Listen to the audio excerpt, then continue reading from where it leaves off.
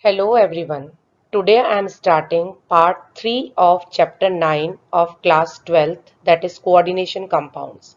In this part we will study about Werner's theory and valence bond theory.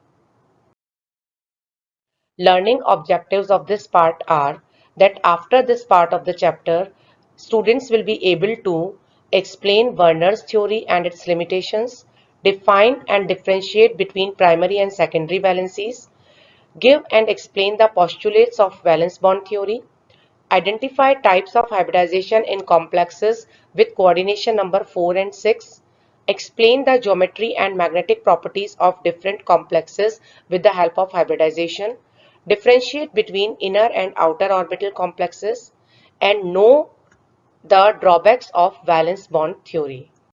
So let us start our chapter with bonding in coordination compounds. Now to explain the bonding in coordination compounds, number of theories were given. Some of the theories are Werner's theory, valence bond theory, crystal field theory, molecular orbital theory. Now in this chapter, we have only first three theories in our course, so we exclude molecular orbital theory.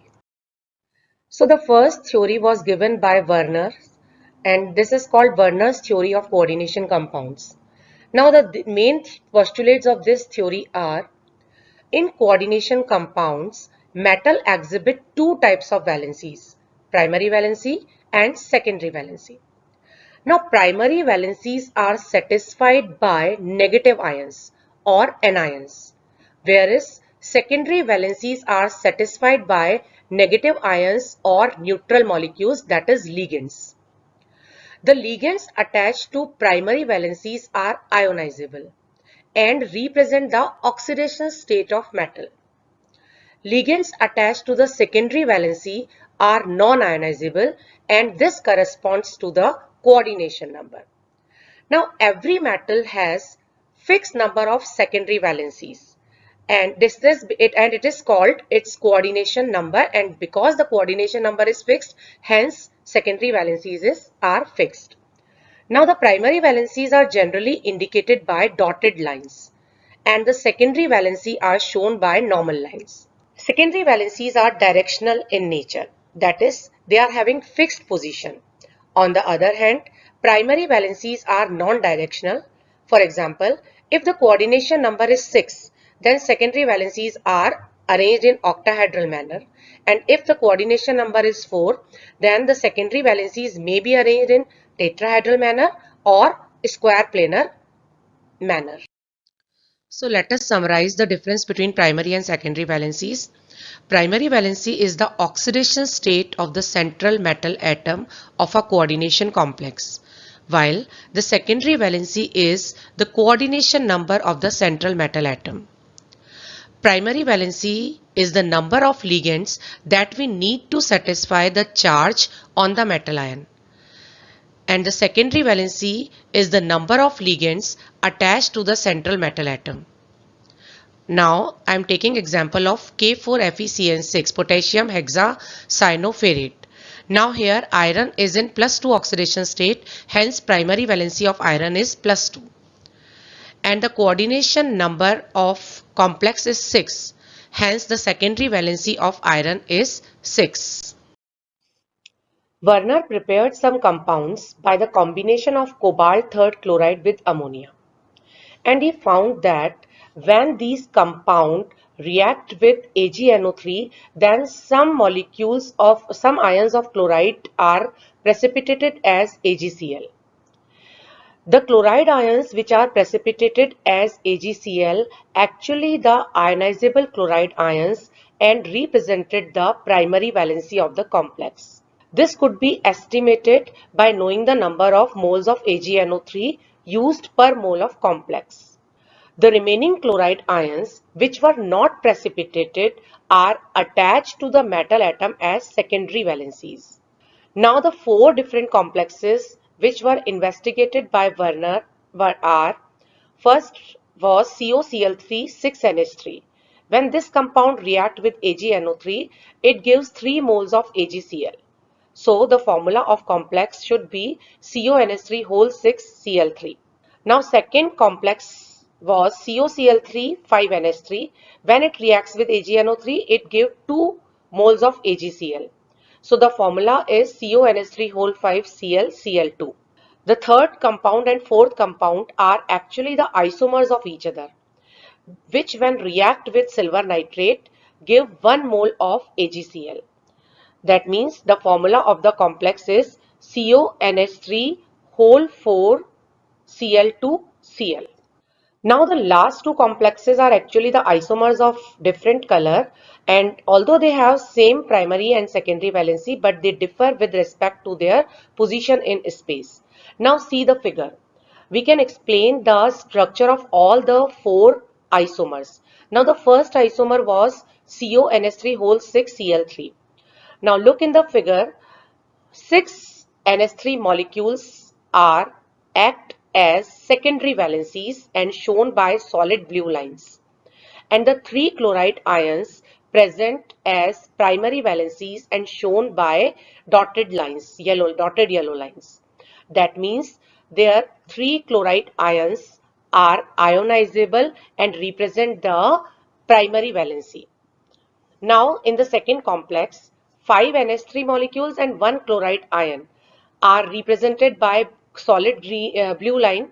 That means they represent the secondary valency, that is ligands. And 3 chloride ions are represented by dotted lines, out of which 2 are ionizable and 1 is the ligand which is attached as secondary valency also. Means 1 chloride ion represent the primary as well as secondary valency.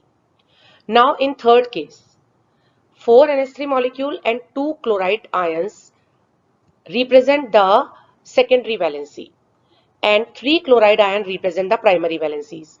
Means 2 chloride ions are common, which show primary as well as secondary valency. Now the fourth compound is actually CONH3 whole thrice Cl3, where all the 3 chloride ions represent the primary as well as secondary valency. Now there are some limitations of Werner's theory, and these limitations are: first, he could not explain that why the complex forming tendency is limited to only few elements. Then the second, he do not explain that why do bonds in the coordination complex are directional in nature. He could not explain why certain complexes of magnetic nature and show geometrical and optical isomerism. Now, at present, this theory lost its relevance and has been replaced by more exhaustive theories. Now, the next theory is valence bond theory for coordination complexes. Now, VBT, in short, we called it VBT. VBT was given by Pauling in 1931, and this theory is based on the concept of hybridization. This theory gives a satisfactory explanation for the structure and magnetic properties of many coordination compounds. Now the main features of this theory are: the first point is that in the formation of metal ligand bonds, the electron pairs are donated by the ligands to the metal atom. Now, central metal atom or ion has number of empty orbitals to take the electron pairs which are donated by the ligands. Now, before the bond formation between the ligand and the metal atom, the vacant atomic orbitals of metal atom hybridize to give a new set of equivalent orbital. Hybridization means intermixing of atomic orbital to give the new set of hybrid orbitals which are having same energy and same shape. So the empty orbitals of central metal atom undergo hybridization and give a new set of equivalent orbitals called hybrid orbitals. Now these hybrid orbitals take the electron pair from the ligands, and the number of hybrid orbitals decide the geometry and nature of the complex. For example, if the coordination number is 4, then hybridization may be sp3 or dsp2. If the hybridization is sp3, then the geometry is tetrahedral, and if the hybridization is dsp2, then the geometry is square planar. Now hybridization is sp3d, means the coordination number is 5, then the geometry will be trigonal bipyramidal. And if the coordination number is 6, then hybridization may be sp3d2 or d2sp3. In both the cases, the geometry is octahedral. Now, in the process of hybridization, maybe the inner d orbitals are involved, that is n-1 d orbitals are involved, or maybe the outer d orbitals, that is n d orbitals are involved. And according to the involvement, if the inner orbitals are involved, then the complex so formed is called inner orbital complex, and if the nd orbitals are involved, then these complexes are called outer orbital complexes. The ligand, then after hybridization, the ligand donate the electron pairs to the vacant orbitals of the metal to form metal ligand bond. And all the bonds are of same strength and same energy and are also directional in nature, means they are having fixed geometry. Compound is having no unpaired electron, then the complex is called diamagnetic, and if it is having unpaired electron, then the compound is called paramagnetic. And more the number of unpaired electron, more the paramagnetism. Now, before we start hybridization in coordination complexes, we should know about the electronic configuration of the 3D series. Now, just see the picture.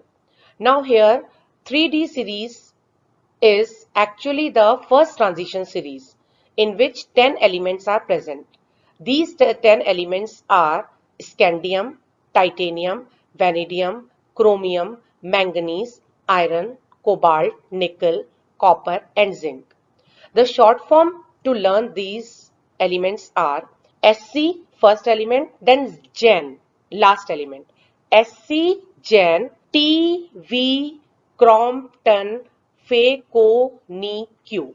I am repeating this, that scandium Sc, last one zinc, then in series Tv Crompton Fe Co Ni Q. Now, the atomic number of scandium starts from 21, then 22, 23, 24, 25, 26, 27, 28, 29 and 30. Zinc is having atomic number 30. Now, how we write the electronic configuration of metal? First, we write the electronic configuration of argon.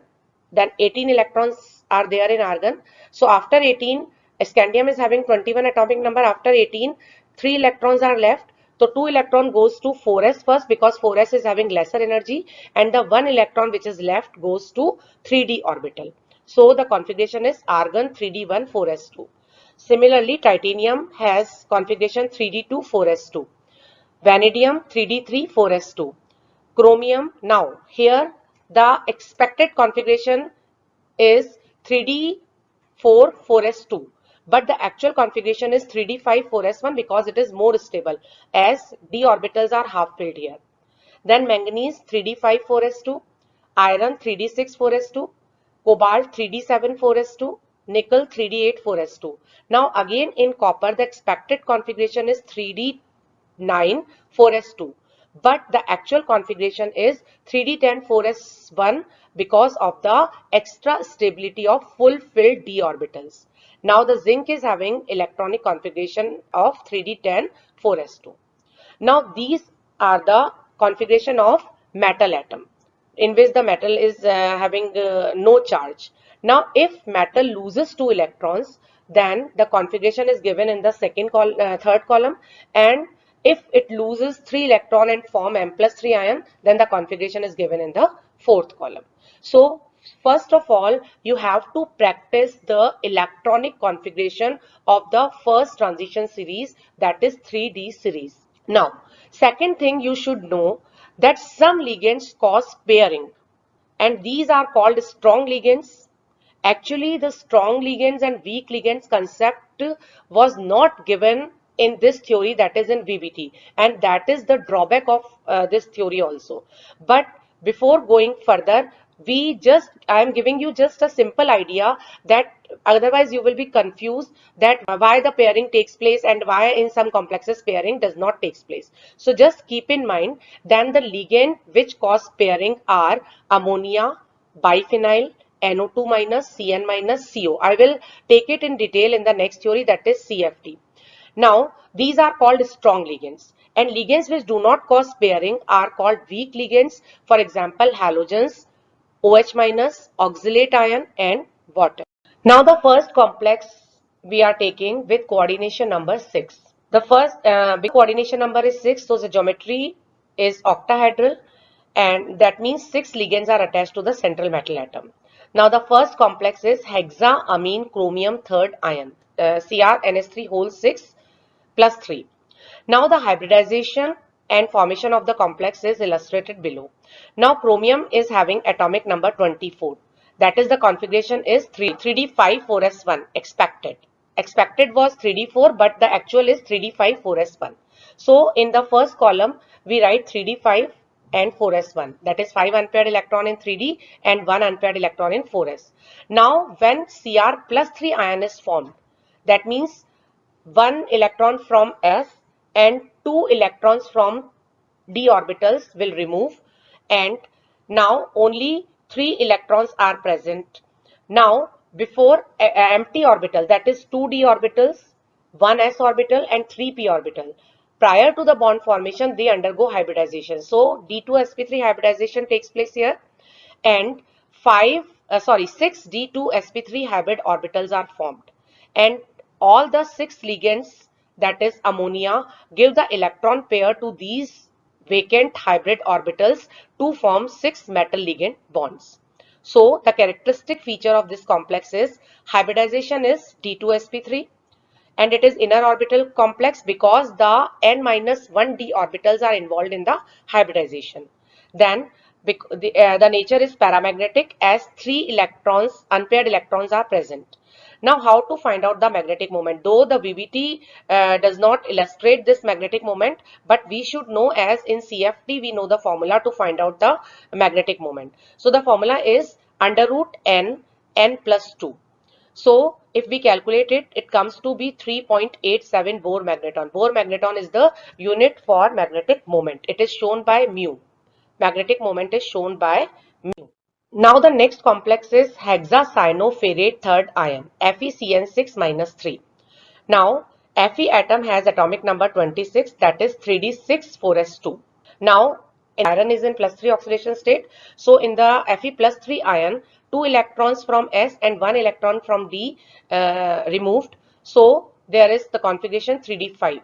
Now as Cn is the strong ligand, so pairing takes place, as I already told you.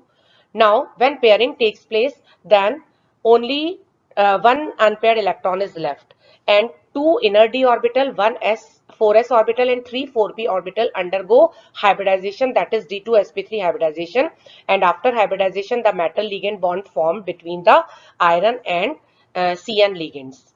Now characteristic feature of this complex are hybridization is D2sp3, inner orbital complex, as the inner d orbitals, that is n-1 d orbitals, are involved in the process of hybridization. Then it is weakly paramagnetic because of the presence of 1 unpaired electron, and the magnetic moment when we calculate, it comes to be 1.73 Bohr magneton. Now the next complex is hexacyanoferrate second ion, FeCN6 minus 4. Now the atomic number of iron is 26, that is 3d6 4s2 is the configuration. Iron is in plus 2 oxidation state, so 2 electrons removed from S, and the configuration is 3d6 4s0. Now SCN is the strong ligand, so pairing takes place, and D2sp3 hybridization takes place. Now after hybridization, the Cn ligand donate their electron to the empty hybrid orbitals of the iron and form 6 metal ligand bonds. Now the characteristic features of this complex: hybridization is D2sp3, inner orbital complex, as the n-1d orbitals are involved in the hybridization. Complex is diamagnetic as there is no unpaired electron present in the complex. Then magnetic moment is 0. Now the next complex is hexafluorocobaltate third ion, COF6 minus 3. Now cobalt has atomic number 27, that is 3d7 4s2. Now cobalt in plus 3 oxidation state, so 2 electrons from S and 1 electron from D will remove, and the configuration is 3d6. All the rules which we follow in the filling of atomic orbital, which we studied in the chemical bonding in class 11, are followed here. Now hybridization, prior to the hybridization, because fluorine is weak field ligand, so there is no pairing takes place, and hence orbitals available for hybridization are outer orbital, that is Nd orbitals, and S, 4s, 4p and 2 4d orbitals undergo the process of hybridization and form 6 sp3d2 hybrid orbitals, which take the electrons from the 6 fluoride ions and form metal ligand bond.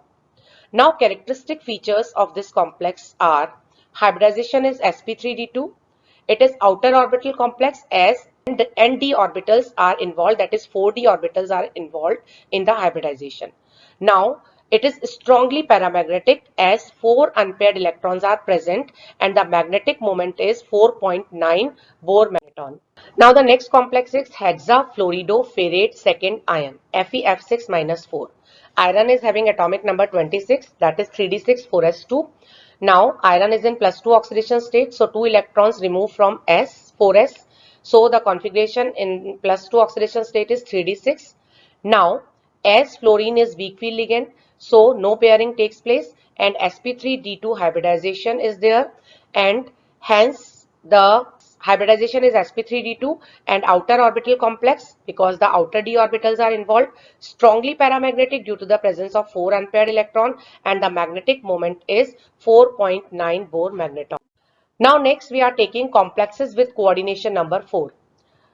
This type of complexes may have tetrahedral geometry or square planar geometry depending upon the hybridization.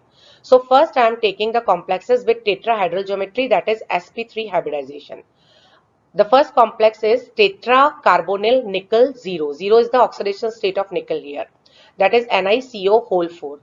Now nickel is having atomic number 28, that is 3d8 4s2.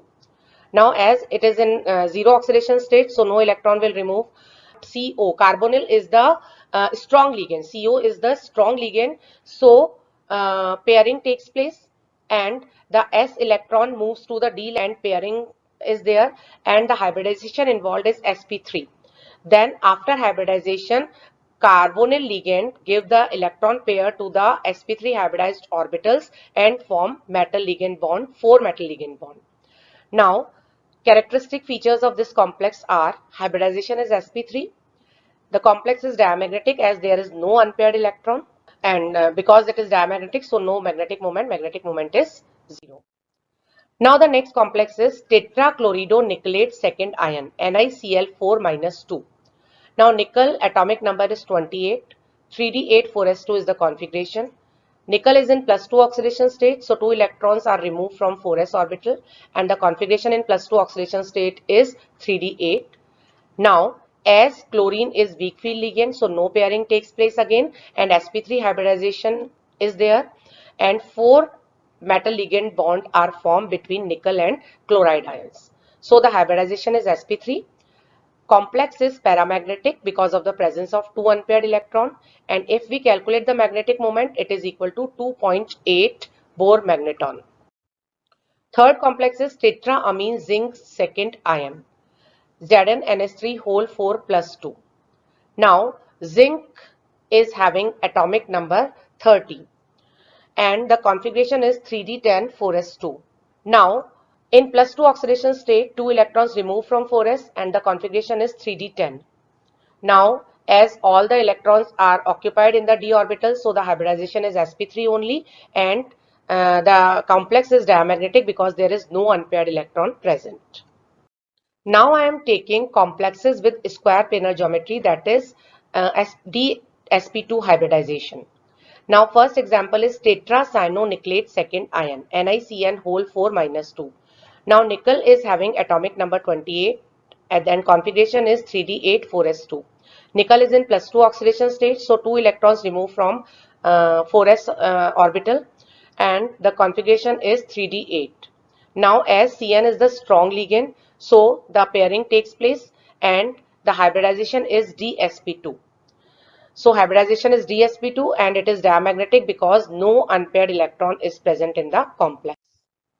Next is tetraamine copper second ion, CuNH3 whole 4+2. Now the atomic number of copper is 29, that is the configuration is 3d9 4s1, 3d10 4s1, it is the actual configuration. Now copper is in +2 oxidation state, so 1 electron from 4s and 1 electron from 3d will remove. Now here dsp2 hybridization takes place and one unpaired electron move from d or 3d orbitals to empty 4p orbital, and hence the characteristic features of the complex is hybridization is dsp2 and geometry is square planar, as we already know. Weakly paramagnetic due to the presence of one unpaired electron, and the magnetic moment comes to be 1.41 Bohr magneton. Now let us take some differences between inner orbital complexes and outer orbital complexes. Now the first difference is inner orbital complexes are also called low spin complexes because the unpaired electrons are less here, and outer orbital complexes are also called high spin complexes as the unpaired electrons are more. Now inner orbital complexes involve d2 sp3 hybridization, while the outer orbital complexes involve sp3d2 hybridization, though the geometry is octahedral in both the cases. Now, in inner orbital, n-1d orbitals are involved. In outer orbital, nd orbitals are involved. Inner orbital complexes are formed by strong ligand, which cause pairing, and outer orbital formed by the weak ligand, which does not cause any pairing. Now, inner orbital complexes generally possess less number of unpaired electron, as I already told you this thing, and they generally possess more number of unpaired electron. Now, inner orbital exhibit low magnetic moment because the number of unpaired electrons are less and they possess high magnetic moment. The last is that the inner orbital complexes are less reactive, while the outer orbital complexes are more reactive. Now, there are some limitations of valence bond theory. The first limitation is it cannot explain the detailed magnetic properties of the complex compound. I explained you that magnetic properties because of so that you are able to calculate the magnetic moment, but that was not proposed by the VBT theory. Now, second limitation is it cannot explain the optical absorption spectra of coordination compounds. Third limitation is that it gives no information about the quantitative and thermodynamic stability of the compound, which compound is stable and which is not. Then it cannot predict properly whether a particular complex with coordination number 4 is square planar or tetrahedral in nature, because it could not predict which ligand is weak field or which is strong field. It fails to make distinguish between strong field and weak field ligand. Now there are some practice questions. Write the state of hybridization, the shape and the magnetic behavior of the following complexes. So just solve it. Answer is given for your reference. Now for the complex FeEn2Cl2Cl, identify oxidation number of iron, hybrid orbitals and the shape of the complex, the magnetic behavior of the complex, the number of geometrical isomers, whether there is an optical isomer present or not, name of the complex. So I think you will be able to give answers of all these questions, and these type of questions are there in board. These are the previous year board questions only. Thank you. Hope you like the video. My videos cover each and every topic of NCERT. Check the description box for the links of part 1 and part 2 of this chapter. And please subscribe my channel for the concluding part of this chapter, in which I include previous year's board questions also. Thank you.